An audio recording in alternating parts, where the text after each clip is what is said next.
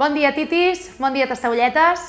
Doncs jo soc la Núria Llausí, la compositora del disc Anteros, que és un disc, però en realitat és com un projecte, perquè ha acabat sent ja una posada en escena, un mini espectacle musical.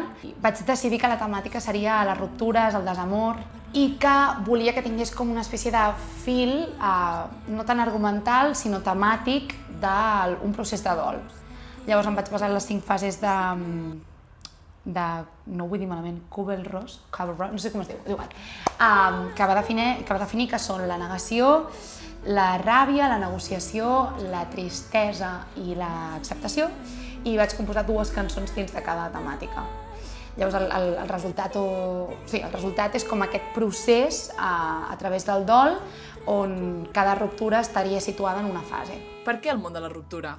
Jo em vaig patir una i això a mi em va fer com, no sé, el terra se'm va ensorrar i vaig passar un dol molt llarg i per mi molt dur. I mentre l'estava passant va ser una espècie de bombeta i d'idea que vaig tenir de bombero, que estava a casa d'una amiga, m'estava dutxant, de fet, vaig sortir a la dutxa i li vaig dir: Clàudia, voy a hacer un disco de rupturas. I jo en la vida he volgut escriure un disc, ni composar-lo ni treure'l. I de cop i volta em vaig com imaginar la història, jo vinc del món del teatre musical, tenia molt clar que volia que fos algo molt teatralitzat, que tampoc sabia quan em duraria el procés, jo esperava que això fos una cosa d'anys, i vaig dir, si potser d'aquí 3 anys el tinc fet i el vull gravar, ja veuré, no? I de cop i volta, en 6 mesos, ho tenia llest. I els cantants com els vas escollir? Les noies les coneixia totes, de fet, totes són amigues meves, són els meus pilars de la vida, que tinc la sort que es dediquen a aquest món i que tenen veus meravelloses.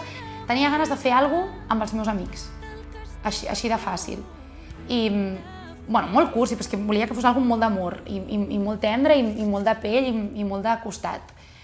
I els nois, el món dels nois va ser com una mica fantasmagòric de no conec nois. Llavors vaig parlar amb la Carme, que és una de les cantants, i li vaig dir: Carme, què faig?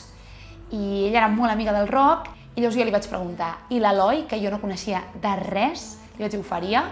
I em va dir sí. I els altres 2 temes que no els tenia clars em feia una mica de por arriscar-me. Llavors vaig provar, crec que 4 o 5 persones, i em vaig quedar amb el Pol i el Víctor. Buscava els personatges que jo m'havia imaginat, i vaig fer una fricada de comparació. O sigui, m'imaginava molt el món Harry Potter, d'agafar la vareta i sentir que aquella era la veu. Volia tenir aquesta sensació. D'on surt el títol Anteros? El títol, jo buscava títols i torno a dir que fins que no veig alguna molt clar i no està molt reafirmat, no ho tiro endavant. I de cop i volta, no sé per què, buscant entre sinònims o informació de desamor, ruptures, em va aparèixer aquest nom. I dic, què és això? O sigui, m'encantava com sonava i vaig dir, què és això? I començo a buscar informació, m'apareix que és un déu, mitologia grega, que té a veure amb l'amor. I me'n vaig anar a la biblioteca, vaig fer recerca en llibres de mitologia d'aquests tot xàmens, perquè la mitologia grega és una cosa que sempre m'ha agradat molt, o sigui, el tema de les històries, els mites, les llegendes, m'ha flipat molt. I el fet que hi hagués poca informació encara més. Llavors, Anteros és, en mitologia grega, el germà d'Eros, que en mitologia romana seria l'equivalent Eros, a Cupido. Llavors, Eros és el que tira les fletxes, diguem, el que crea els vincles, i Anteros és el guardià, el venjador. Llavors és el déu grec venjador de l'amor no correspost. Com vas arribar a aquestes il·lustracions i fotografies? Quan ja tenia el disc composat, jo veia uns colors i tenia molt clar que volia que fos algo com molt artístic tot i que fos molt artesanal i de gent molt poc coneguda. I de la meva edat, vull dir, tenia molt clara la línia. I hi havia una noia que havia conegut a Nit de Musicals 2015, participant de cor, que ens seguíem per Instagram i feia molt que no ens vèiem, Mireia Lucas es diu, i va començar a penjar unes flors fetes aquarel·la amb uns liles i uns blaus, que eren els colors que m'havia imaginat. Llavors li vaig explicar el projecte, li vaig dir: escolta, et vindria de gust?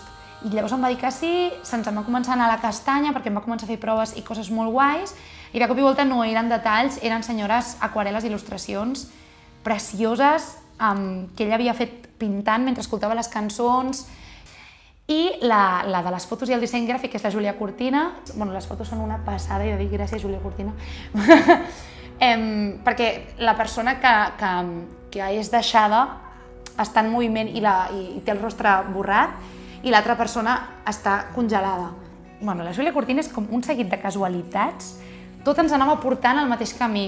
Bueno, i ara parlo cada dia amb ella, vull dir, és com ara l'he dit, tinc depressió postpart, no? Les històries a cada cançó són reals? Hi ha de tot. Hi ha històries basades en històries reals, hi ha 2 històries meves, hi ha una història d'una de les meves millors amigues. Si basades en històries reals, crec que en vam calcular 5. Hi ha històries basades en pel·lícules que he vist, hi ha històries que directament s'han imaginat dins el meu cap. O sigui, era com jugant al piano, no? M'he passat hores davant del piano jugant i provant coses i de cop i volta quan m'apareixia un patró que m'agradava i em naixia una melodia, una mica em deixava portar, a veure què em deia allò, no? I de cop i volta, o sigui, no és que em vagi apareixer la lletra com un discurs, és que m'apareix com una escena. És que és molt divertit composar. Quina és la teva cançó preferida? Crec que prou. No, Papallones, és Papallones. Sí, és l'última. Quina cançó et va costar més d'escriure? Va ser Vaig de cul, la 3, I quina et mou més? a contracorrent. Quants assajos del concert Anteros en un art el dia 10 de juliol es van fer?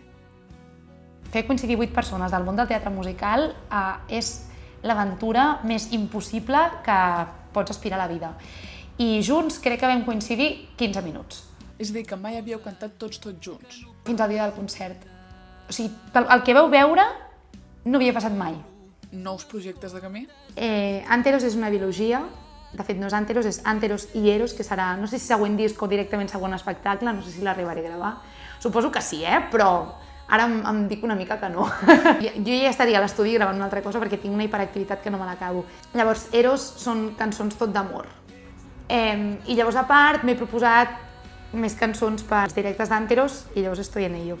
Anteros ho podeu trobar a les plataformes digitals, Spotify, iTunes, comprar-lo en físic, a mi directament o a través de la meva pàgina web i veniu-nos a veure el 3 de desembre a les 8 del vespre al Teatre Condal perquè estem dins del projecte Oníric i ens fa moltíssima il·lusió i ens faria molta que vinguéssiu.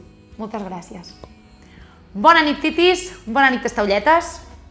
No sé si tinc una flor al cul o un déu, un àngel, no ho sé. Anteros, que ningú ha pensat en ell fins ara. Jo crec que sí, no? Que deu estar agraït.